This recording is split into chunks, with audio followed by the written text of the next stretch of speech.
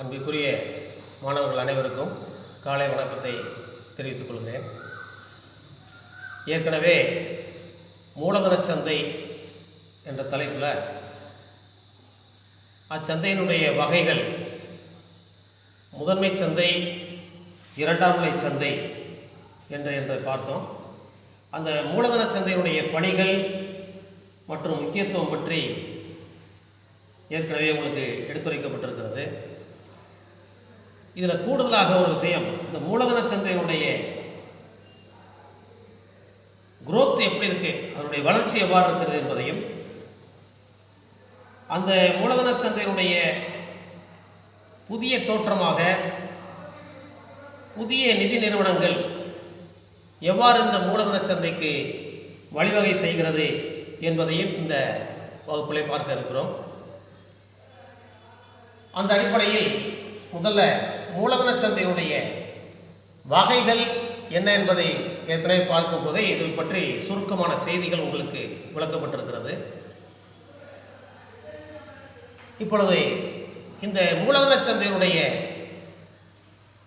தோற்றம் மற்றும் வளர்ச்சி என்று பார்க்கிற போது 1947 முதல் 1973 ஆண்டு வரையில் உண்டான காலகட்டத்தில் இந்த மூலதன சந்தையினுடைய வளர்ச்சி காலம் என்று நாம் கருதுகிறோம். இந்த காலத்தில் மேம்பாட்டு நிதி நிறுவனங்களான, அதாவது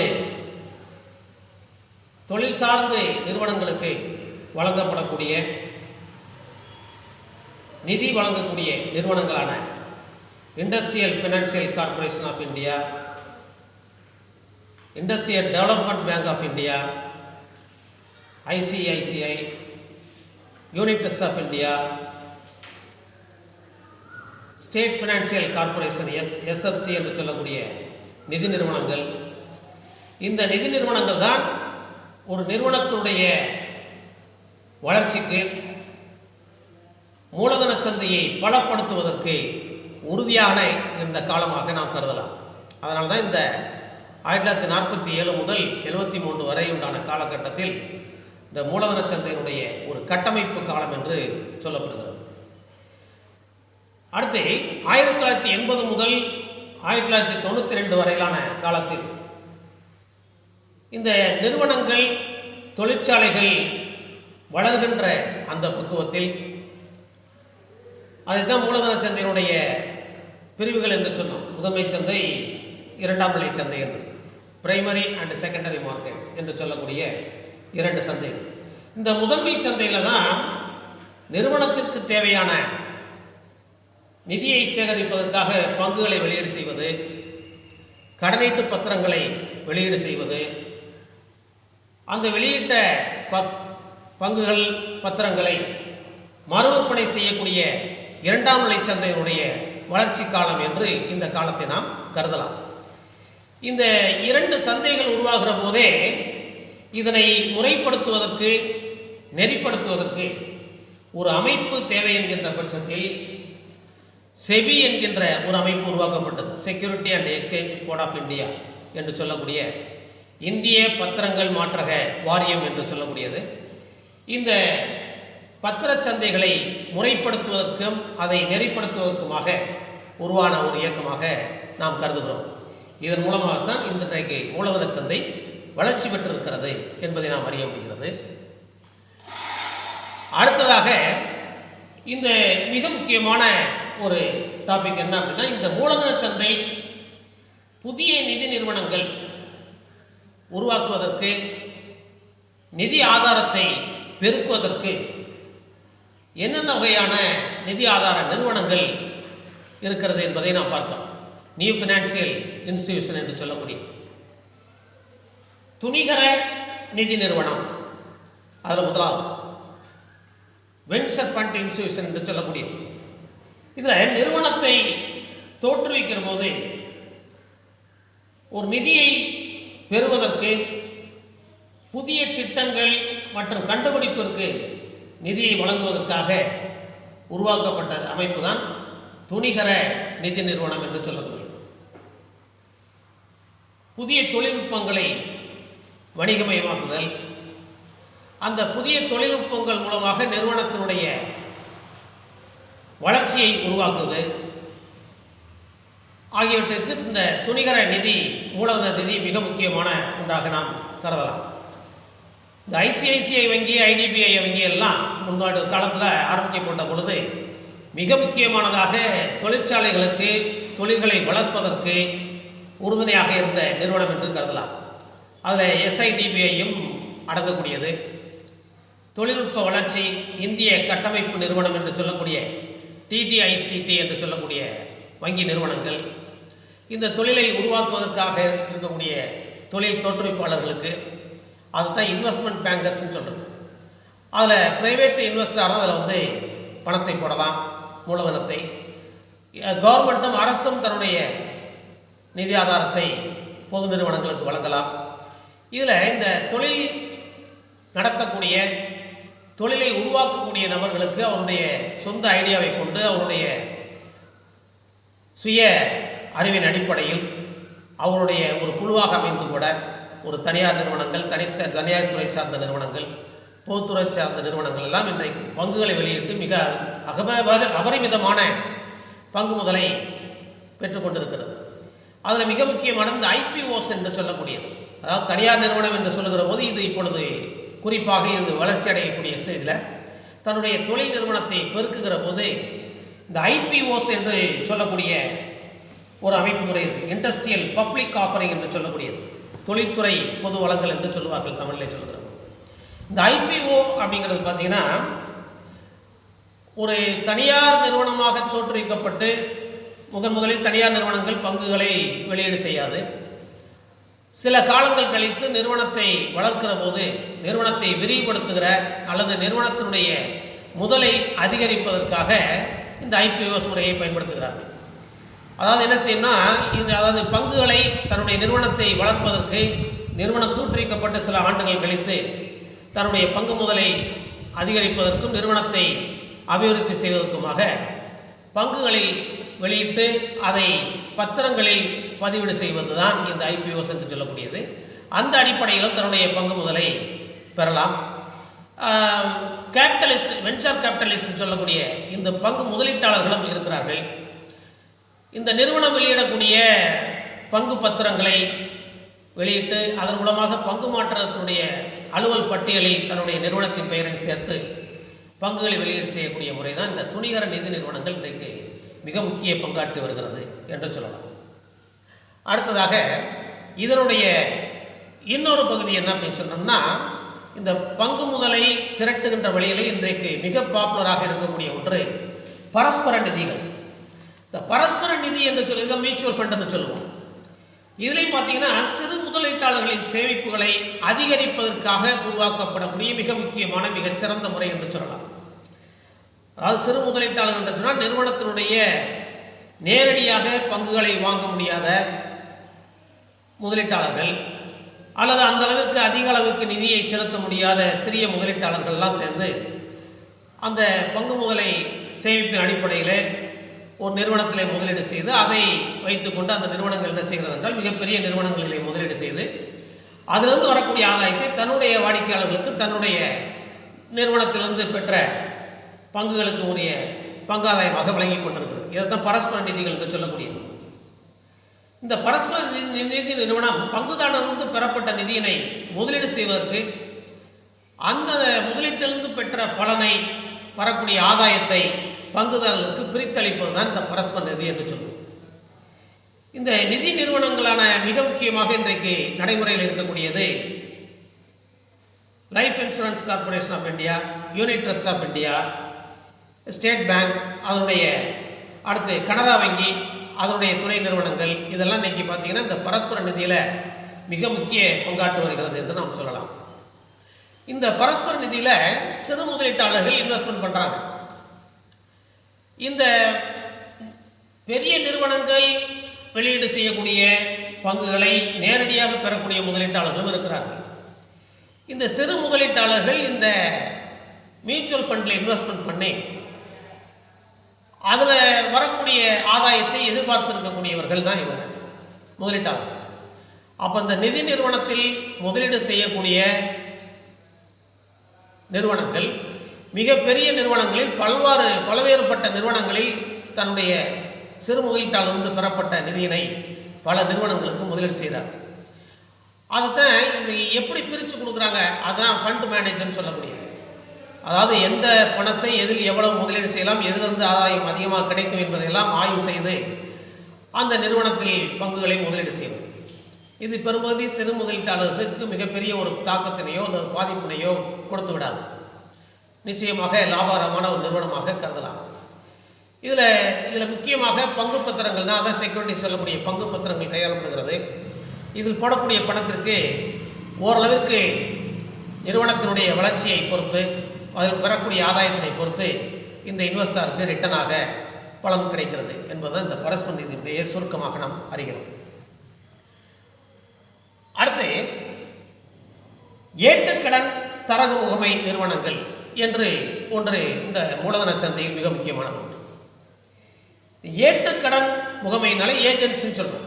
ஃபண்ட் ஏஜென்சி, ஃபேக்டரி இன்ஸ்டிடியூஷன் சொல்லக்கூடியது. ஃபேக்டரி விற்பனை மூலம் பெற வேண்டிய பெறுதல்களின் அடிப்படையில் ஒரு நிறுவனம் எவ்வளவு பொருட்களை விற்பனை செய்கிறதோ அது பெறக்கூடிய கடனாளிகளிடமிருந்து நிதி நிறுவனம் செய்யும் நிதி ஏற்பாடு தான் இந்த ஏட்டுக்கடன் முகமை, ஃபண்டிங் ஏஜென்சின்னு சொல்லுவோம், ஃபேக்டரி ஏஜென்சி.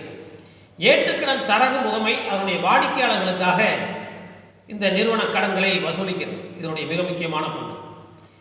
இந்தியாவில் செயல்படக்கூடிய நிறுவனங்களான மிக முக்கியமாக அரசார்ந்த நிறுவனங்கள், எஸ்பிஐ, வணிக சேவை நிறுவனங்கள், அதனுடைய துணை நிறுவனங்கள் கான்பேங்க் ஃபேக்டரி லிமிடெட், கனரா வங்கியினுடைய துணை நிறுவனங்கள்லாம் இதற்கு உதாரணமாக உங்களுக்கு பாடப்பகுதியிலே சொல்லப்படுது. ஏட்டுக்கடன் முகமை. இப்போ இந்த சார்ட்டில் பார்த்தீங்கன்னா தெரியும், அதை தான் சுருக்கமாக உங்களுக்கு எளிமையாக புரிகிறதுக்காண்டி போட்டிருக்கு. அந்த ஃபேக்டரி ஏஜென்சி யாருக்கிடையே செயல்படுகிறது? Seller and customer. செல்லருக்கும் கஸ்டமருக்கு இன்டர்லிங்க் உண்டு. இவர்கள்ட்டிருந்து இந்த பணத்தை வசூல் செய்யக்கூடிய ஒரு பொறுப்பினை ஏற்று நடத்துவது தான் இந்த ஏட்டுக்கடன் தரகு முகமை என்று சொல்லப்படுகிறது சுருக்கமாக. அடுத்ததாக இந்திய உடனடி பங்கு மாற்றகம், over the counter exchange of India என்று சொல்லக்கூடியது. இது ஏற்கனவே இந்த செபிங்கிற பாடத்தில் நம்ம படிச்சிருக்கோம்.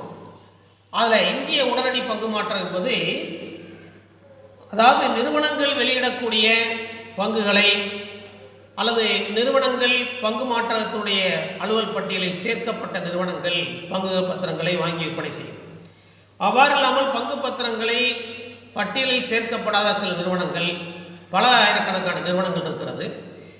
அவைத்தினுடைய பங்குகளையும் வாங்கி விற்பனை செய்யக்கூடிய இந்திய அளவிலே மின்னணு மூலமாக வியாபாரம் செய்யும் நோக்கத்திற்காக முதன்மை நிதி நிறுவனங்களால் உருவாக்கப்பட்ட ஒன்றுதான் இது இந்திய உடனடி பங்கு மாற்றகம், OTCEI என்று சொல்லக்கூடிய சுருக்கமாக. இதன் மூலம் முதலீட்டாளர்கள் மற்றும் நிறுவனத்திற்கு சில, அதாவது செபி சார்ந்த சட்டத்திட்ட விதிமுறைகளுக்கு உடன்பட்டிருக்காத சில விஷயங்களில் உடன்பட்ட சில வெளிப்படைத்தன்மையாக விரைவான முடிவு, இதெல்லாம் இதில் மிக முக்கியமான ஒரு தன்மையாக கருதப்படுகிறது. இதில் முதலீட்டாளருக்கும் நிறுவனத்திற்கும் சில பிரச்சனைகள் இருந்த போதிலும் கூட இன்றைக்கு இந்திய அளவிலே மின்னணு மூலமாக பரிவர்த்தனை செய்யக்கூடிய இந்த பங்கு வர்த்தகத்தில் இதுவும் மிக முக்கிய பங்காற்றுகிறது. இது எதன் மூலமாக உருவாக்கப்பட்டிருக்கின்றா? LIC, அதுக்கு உதாரணம் இங்கே கொடுக்கப்பட்டிருக்கிறது. LIC, ICICI, IDBI, IFCI, GSC, UT என்று சொல்லக்கூடிய நிறுவனங்களால் உருவாக்கப்பட்ட ஒரு அமைப்பு தான் இந்த இந்திய உடனடி பங்கு மாற்றம். இதுவும் மூலதன சந்தையில் மிக முக்கிய பங்காற்றுகிறது என்பதற்காக இங்கே சுட்டிக்காட்டப்பட்டிருக்கிறது. அடுத்து இந்திய தேசிய பங்கு மாற்றகம், national stock exchange of India limited. National stock எக்ஸ்சேஞ்சை பற்றி நம்ம ஏற்கனவே படிச்சிருக்கோம். இது 1992 ஆரம்பிக்கப்பட்டது. இந்த சந்தையினுடைய மிக முக்கியமான ஒரு நோக்கம் என்ன அப்படின்னு பார்த்தோம்னா, மின்னணு மூலமாக பரிவர்த்தனை செய்யக்கூடிய பங்குகளை இந்தியா முழுவதற்கும், நாடு முழுவதற்கும் அமைத்துக் கொடுப்பது தான் இதனுடைய முதன்மையான நோக்கம். இது ஒரு வெளிப்படைத்தன்மை கொண்ட ஒரு நிறுவனத்தை அல்லது வியாபாரத்தை இது எதிர்பார்க்கிறது என்பதுதான் இது மிக முக்கியமான ஒன்று. இது ஏப்ரல் 1993 இது சட்ட வடிவம் பெற்றது. 1992 உருவாக்கப்பட்டு நடைமுறைக்கு வந்தது 1992ஆம் ஆண்டு. இதனுடைய மிக முக்கியமான நோக்கம் அதுதான், இந்தியா முழுவதற்கும் இருக்கக்கூடிய மின்னணு பங்குகளை அமைத்துக் கொடுப்பது. இது ஒரு திறமையான மற்றும் வெளிப்படைத்தன்மை கொண்ட ஒரு வியாபாரத்தை மேற்கொள்கிறது என்று கூறலாம். அடுத்து இதை சார்ந்தே தொடர்ச்சியாக வரக்கூடிய தேசிய தீர்வக மற்றும் களஞ்சிய அமைப்பு. களஞ்சியம் என்று சொன்னால் டெபாசிட்டரி சிஸ்டம் என்று சொல்லக்கூடியது. National clearance and depository system. இது என்ன மிக முக்கியமான இன்றைக்கு நடைமுறை இருக்கக்கூடிய ஒரு சிஸ்டம் என்று சொல்லலாம். அதாவது பங்குகளை வாங்கி கொண்டு பங்கு பத்திரத்தை பெற்றுக்கொண்டு முதலீடு செய்யக்கூடிய ஒரு நிலை அல்லாது, பங்கில்லா வணிக முறையின் கீழ் பத்திரங்களின் தீர்வுகள் அனைத்தும் பதிவேட்டின் மூலமாக நடைமுறைப்படுத்தக்கூடிய ஒன்றுதான் இந்த தேசிய தீர்வக களஞ்சிய அமைப்பு என்று சொல்லலாம். இந்த தேசிய வணிக ஒப்பீடு மற்றும் அறிக்கை முறையானது பத்திரச்சந்தையின் வரைமுறை மற்றும் கட்டளைகளை விளக்குகிறது. இது என்ற தேதியில் அந்த பங்கு பத்திரங்கள் கைமாறுகிறதோ அந்த தீர்வு தேதி என்று தரகர்களுடைய ரொக்கம் மற்றும் பங்கு பொறுப்புகளை தேசிய அகற்றீட்டு முறை முடிவு செய்வதையே குறிக்கோளாக இது கொண்டிருக்கிறது என்று சொல்லலாம். இதில் முக்கியமானது என்ன என்று சொன்னால், எந்த ஒரு பத்திரமும் மாற்றப்படாமல் மின்னணு மூலம் பதிவுகள் செய்யப்பட்டு அந்த பங்குரிமை மாற்றுவதையே மிக முக்கியமானது தான். மின்னணு மூலமாக பங்கு பரிவர்த்தனை செய்யக்கூடிய ஒரு அமைப்பு தான் தேசிய தீர்வக களஞ்சிய அமைப்பு என்று சொல்லணும். இதுதான் டெபாசிட்டரி சிஸ்டம் என்று சொல்லக்கூடியது. இதில் பார்த்தீங்கன்னா எப்படி டெபாசிட் சிஸ்டத்துக்கும் கம்பெனிக்கும் நிறைய இன்டர்லிங்க் உண்டு, தொடர்பு. முதலீடு செய்யக்கூடிய இன்வெஸ்டார் கம்பெனியில் இன்வெஸ்ட்மெண்ட் பண்ணுவாங்க. இதில் டெபாசிட்டரி யார் பார்ட்டிசிபென்ட்ஸ் இருக்காங்களோ அவங்க இந்த கம்பெனியில் நேரடியாகவோ அல்லது டெபாசிட்டரி சிஸ்டம் மூலமாக களஞ்சிய அமைப்பு மூலமாகவோ பணத்தை முதலீடு செய்து நிறுவனத்துக்கு வழங்கக்கூடிய ஒரு அமைப்பு தான் இங்கே இந்த சார்ட்டில் உங்களுக்கு விளக்கப்பட்டிருக்கிறது. அடுத்த ஒரு முறை தேசிய பத்திரங்கள் களஞ்சியம் limited, NSDL, national securities depositories limited என்று சொல்லக்கூடியது. இது இந்தியாவில் முதலாக 1996 தேசிய பத்திரங்கள் களஞ்சியம் செபியால் பதிவு செய்யப்பட்டது. இரண்டாம் நிலை சந்தை வியாபாரத்திற்கு பின் ஏற்படும் சிரமங்களை அல்லது சிக்கல்களை தீர்ப்பதற்காக உருவாக்கப்பட்ட ஒரு அமைப்பு தான் இந்த NSDL என்று சுருக்கமாக இங்கே எடுத்துரைக்கலாம். இதனுடைய மிக முக்கியமான ஒரு அமைப்பு நோக்கம் என்னவென்று சொன்னால், காகிதமில்லா காகித மாற்று பங்குகளை கொண்டு வருவதுதான் இதனுடைய மிக முக்கியமான நோக்கமாக நாம் கருதலாம். அடுத்து இதோடு தொடர்புடைய இந்திய பங்கு வைப்பு கழகம் limited, stock holding corporation of India limited என்று சொல்லக்கூடிய SHCIL, இதனுடைய நோக்கமானது பங்குச்சந்தை, இதுவும் பங்கு பரிவர்த்தனையில் மத்திய பத்திர வைப்பாக செயல்படுவதாகும். இக்கழகம் தேசிய அளவிலான நிர்வாக சீர்திருத்த பணிகளை, நாடு முழுக்க இருக்கக்கூடிய தேசிய அளவில் நிர்வாக சீர்திருத்த பணிகளை செய்யக்கூடியது. அதாவது நிர்வாக சீர்திருத்த பணிகள் அந்த பங்கு பத்திரங்களை பரிவர்த்தனை செய்யக்கூடிய முறைகளில் இந்திய பங்கு வைப்பு கழகம் முக்கிய பங்காற்றுகிறது என்று சொல்லலாம். இந்த அமைப்புகள் தான் இந்த மூலதன சந்தையினுடைய வளர்ச்சிக்கு பின்பாக புதிதாக தோற்றுவிக்கப்பட்ட மூலதன சந்தையினுடைய வளர்ச்சிக்கு உறுதுணையாக இருக்கக்கூடிய நிறுவனங்களாக நாம் கருதுகிறோம். இதில் முக்கிய பாட்டு என்ன அப்படின்னா பண பரிவர்த்தனை. இந்த சந்தை வரத்தை பார்க்கும்போது அதில் தொடர்ச்சியாக சில விஷயங்களை இங்கே பாடப்பகுதியில் உங்களுக்கு தரப்பட்டிருக்கிறது. அதான் அந்நிய செலாவணி சந்தை. அந்நிய செலாவணி என்று சொன்னாலே நமக்கு வணிகத்தில் +1 படிச்சிருப்பீங்க. வர்த்தகத்திற்கு ஒரு நிறுவனம் தன்னுடைய நிறுவனத்தை நடத்துவதற்கு உதவி செய்யக்கூடிய ஒரு அந்நிய செலாவணி சந்தை என்று சொல்லலாம். இது உலகிலேயே மிகப்பெரிய அல்லது நீர்மைத்தன்மை கொண்ட ஒரு சந்தையாக நாம் கருதலாம்.